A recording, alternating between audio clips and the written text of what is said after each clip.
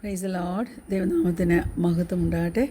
എന്നെ കേൾക്കുന്ന എല്ലാ പ്രിയപ്പെട്ടവർക്കും കർത്താവായ യേശു ക്രിസ്തുവിന്റെ നാമത്തിൽ ഞാൻ എൻ്റെ സ്നേഹവന്ദനങ്ങൾ അറിയിക്കുന്നു.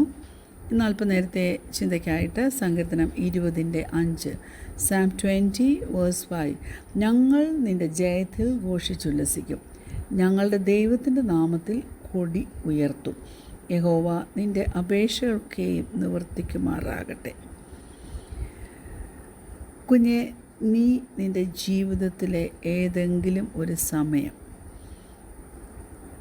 നീ ജയം പ്രാപിച്ചിട്ടുള്ള ഒരു ഫേവററ്റ് മൊമെൻ്റ് ഉണ്ടല്ലോ, നീ കണ്ണടച്ചിട്ട് ആ വിഷയത്തെ ഒന്ന് ഓർത്തേ.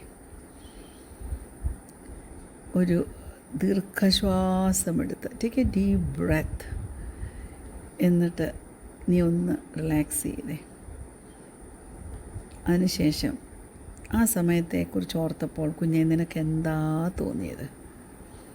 നിനക്ക് എന്താണ് പറയാനപ്പോൾ തോന്നിയത്? ആ വിന്നിങ് മൊമെൻറ്റിലെ നിൻ്റെ റിയാക്ഷൻ എന്തായിരുന്നു എന്ന് നീ ഓർക്കുന്നുണ്ടോ? പലപ്പോഴും എന്നെപ്പോലൊക്കെ പ്രായമായവർക്ക് സ്വന്തം ജീവിതത്തിലെ വിന്നിങ് മൊമെൻറ്റിനെ കഴിഞ്ഞും പ്രാധാന്യം കൊടുക്കുന്നത് കുഞ്ഞുങ്ങളുടെ ജീവിതത്തിൽ അവരൊരു ജയം പ്രാപിച്ചപ്പോൾ, അവരൊരു വലിയ വിഷയത്തിൽ വിക്ടോറിയസ് ആയത് കണ്ടപ്പോഴൊക്കെ ഉണ്ടായ സന്തോഷം, ആ ജോയ്, അത് ഇന്നും അതുപോലെ നിലനിൽക്കുന്നുണ്ട് അല്ലേ? Praise God. അപ്പോൾ നമ്മൾ ജയം പ്രാപിക്കുമ്പോൾ ദൈവത്തെ സ്തുതിക്കാനും ആനന്ദത്തോടെ ഇരിക്കാനുമൊക്കെ എളുപ്പമാണ്. Victory is something worthy of celebration. ആഘോഷിക്കാൻ പറ്റിയതാണ് ജയങ്ങളൊക്കെ ജീവിതത്തിൽ പ്രാപിക്കുന്നത്. എന്നാൽ എല്ലാ കാലഘട്ടത്തിലും ജീവിതത്തിൽ നമ്മൾ ഫേസ് ചെയ്ത ഓരോ വിഷയങ്ങളിലും ജയിക്കുവാൻ തക്കവണ്ണം വലിയവനായ ദൈവം നമ്മെ സഹായിച്ചില്ലേ? നമ്മുടെ പ്രാർത്ഥനയ്ക്ക് അവർ ഹല്ലേലൂയ മറുപടി കിട്ടത്തില്ലെന്ന് ശത്രു പറഞ്ഞപ്പോഴും നിനക്ക് ജയം തന്ന ഒരു ദൈവമില്ലേ? അതൊരു റിയാലിറ്റി അല്ലേ? Praise God. ഞാൻ പറയട്ടെ, യാക്കോബ് അപ്പോസ്തലൻ ഇങ്ങനെ പറയുന്നുണ്ട്, ജെയിംസ് ചാപ്റ്റർ 1:2-3. യാക്കോബ് 1:2-3 വാക്യങ്ങൾ ഇങ്ങനെ പറയുന്നു. ഇങ്ങനെയാണ്: എൻ്റെ സഹോദരന്മാരെ, നിങ്ങൾ വിവിധ പരീക്ഷകളിൽ അകപ്പെടുമ്പോൾ നിങ്ങളുടെ വിശ്വാസത്തിൻ്റെ പരിശോധന സ്ഥിരതയുളവാക്കുന്നുവെന്നറിഞ്ഞ് അത് അശേഷം സന്തോഷമെന്ന് എണ്ണുവീൻ. പറ്റുമോ അങ്ങനെ ഒന്ന് എണ്ണാനായിട്ട്? ജയിക്കുമ്പോൾ മാത്രമല്ല, നമ്മൾ ലൂസ് ചെയ്യുമ്പോഴും പ്രൈസ് ഗോഡ് നമ്മൾ ജോയ്ഫുള്ളായിരിക്കാൻ സാധിക്കണം. നഷ്ടം വരുന്നത് വേദനാജനകമാണ്. Praise God. ആ ഫീലിങ്സ് നമുക്ക് സഹിക്കാൻ പറ്റുന്നതിലപ്പുറമാകും ചില സമയത്ത്. പക്ഷേ ദൈവമക്കളെ ഒന്ന് മനസ്സിലാക്കിക്കേ, ഏത് വെല്ലുവിളി വന്നാലും അവിടെയും ഒരു പേർപ്പസ് ഉണ്ട്. ദൈവം ഈ യാക്കോബ് ലേഖനത്തിൽ ആ ബുക്കിൽ പറഞ്ഞിരിക്കുന്നതിനകത്തെ പേർപ്പസ് എന്താണെന്നറിയാമോ? To develop perseverance. ഹല്ലേലൂയ. നമ്മൾ നമ്മുടെ ജീവിതത്തിൽ സഹിഷ്ണുതയോടെ നിന്ന് സ്ഥിരതയുളവാക്കിയെടുക്കണം. Praise God. നമ്മുടെയൊക്കെ കരിയർ ഡിഫറെൻ്റ് ആയിരിക്കും. പലവിധമായിട്ടുള്ള സീസണിൽ കൂടി നമ്മൾ പോവും. ചില സമയത്ത് ഒരു റീഹാബൊക്കെ ആവശ്യമായിട്ട് വരും. പിന്നെ അടുത്ത സീസണിന് വേണ്ടി വളരെ ഹാർഡായിട്ട് നമ്മൾ വർക്ക് ചെയ്യേണ്ടതായിട്ട് വരും. Praise God. ഞാൻ കുറേ നാളുകൾക്ക് മുമ്പ് ഇതുപോലെ ബിസിയായിട്ട് ഇങ്ങനെ ഒത്തിരി സ്പിരിച്വലായിട്ടുള്ള കാര്യങ്ങളിൽ ഇൻവോൾവ് ആകാതിരുന്നൊരു സമയത്ത് എൻ്റെ കൈ ഒടിഞ്ഞ ഒരു കാലഘട്ടമുണ്ടായിരുന്നു. എൻ്റെ ഒരു ഫ്രണ്ട് വന്നു, പുള്ളിക്കാരിക്ക് ചെടിയുടെ കമ്പ് വേണമെന്ന് പറഞ്ഞു. ഞാൻ അടുക്കളയിൽ ചെന്ന്, ദൈവമക്കളെ ഞാൻ പറയട്ടെ, ഞാൻ കിച്ചണിൽ ചെന്ന് ഒരു കത്തി എടുത്തുകൊണ്ട് വന്ന് ഈ അടുത്ത മുറിയിലേക്ക് വന്നപ്പോൾ ജോലിക്കാരി ആ സമയം കൊണ്ട് പെട്ടെന്ന് അവിടെ തുടച്ചത് ഞാൻ അറിഞ്ഞില്ല. കാല് തെന്നിപ്പോയി, കൈ ഇടമുട്ട് ചെന്ന് കുത്തി. ഭാവിച്ചാനൊരു മീറ്റിങ്ങിന് ട്രാൻഡത്തായിരുന്നു. പക്ഷേ ഞങ്ങളുടെ വീടിനടുത്ത് തന്നെ ഒരു ഡോക്ടർ ഉണ്ടായിരുന്നു. എനിവേ മോൾ ഓടിപ്പോയി ഡോക്ടറെ വിളിച്ച്, ഡോക്ടർ വന്ന് അപ്പം തന്നെ ഒരു ഷോൾ എടുത്തുകൊണ്ട് വരാൻ പറഞ്ഞ് എൻ്റെ കൈ കെട്ടി. എനിവേ ഹോസ്പിറ്റലിൽ കൊണ്ടുപോയി. പിന്നെ പിറ്റേ ദിവസം ബാബുച്ചാനെത്തി പ്ലാസ്റ്റർ ഇട്ട് ഒരു 21 ഡേയ്സോളം ഇരിക്കേണ്ടി വന്നു.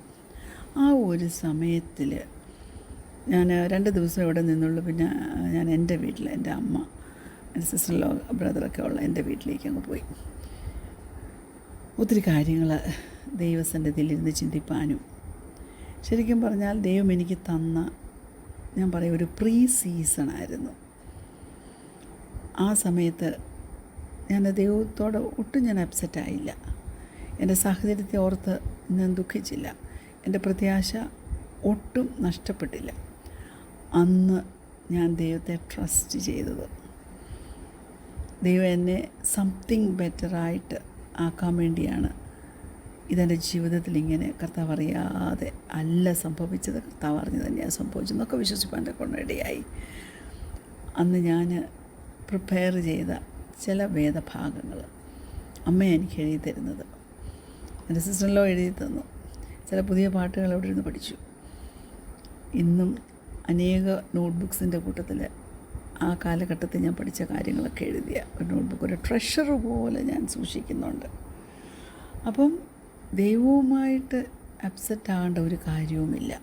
നമ്മളെ ചിലപ്പോൾ ചില അനുഭവങ്ങളിൽ കൂടെ, ചില വേദനയിൽ കൂടിയൊക്കെ നമ്മളെ കടത്തി വിടുന്നത് നമ്മളൊന്ന് വളരാനും, നമ്മൾ മച്വർ ഫോളോവേഴ്സ് ഓഫ് ക്രൈസ്റ്റ്, പക്വതയുള്ള ക്രിസ്തുവിൻ്റെ അനുകാരികളായി തീരുവാൻ, പക്വതയുള്ള അനുകാരികളായി തീരുവാൻ, ക്രിസ്തുവിൻ്റെ അനുകാരികളായി തീരുവാനായിട്ടാണ്. Praise God. സംതിങ് ബെറ്ററിലേക്ക് ദൈവം നമ്മെ മോൾഡ് ചെയ്യുക. അങ്ങനെ മോൾഡ് ചെയ്യണമെങ്കിൽ കർത്താവിന് നമ്മളെ ഒന്ന് മാറ്റിയിരുത്തിയാലേ പറ്റത്തുള്ളൂ. Praise God. അപ്പോൾ എന്നെ കേൾക്കുന്ന ആരെങ്കിലും, are you going through A challenging season of injury or A mental pain? ഞാൻ പറയട്ടെ, ഞാനൊരു അഷുറൻസ് തരട്ടെ, അതിൻ്റെ പുറകെ ഒരു വലിയ ജോയ് ഉണ്ട്. Praise God. അനേകരെ മെൻറ്റർ ചെയ്യുവാൻ ദൈവം നിന്നെ ഉപയോഗിക്കും. ദൈവപൈതലേ, പ്രൈസ് ഗോഡ്. പെർസിവറൻസ് അവൻ നിന്നെ പഠിപ്പിക്കും. ഹല്ലേലൂയ. ദൈവത്തിൻ്റെ കരുതൽ നീ ആ സമയത്ത് അനുഭവിക്കുന്നതൊക്കെ ഉണ്ടല്ലോ, അത് നിൻ്റെ മാനസിക ആരോഗ്യത്തിനും ശാരീരിക ആരോഗ്യത്തിനും എല്ലാം ഉതകത്തക്കതായിരിക്കും. നിന്നെക്കൊണ്ട് ചില കാര്യങ്ങൾ അക്കംപ്ലിഷ് ചെയ്യുവാൻ തക്കോണം അവൻ നിന്നെ കൊണ്ടുപോകുന്നതാണെന്ന് ഓർത്തോണം. ആ ചാലഞ്ചസിലൊക്കെ നമ്മൾ ജോയ്ഫുള്ളായിരിക്കണം.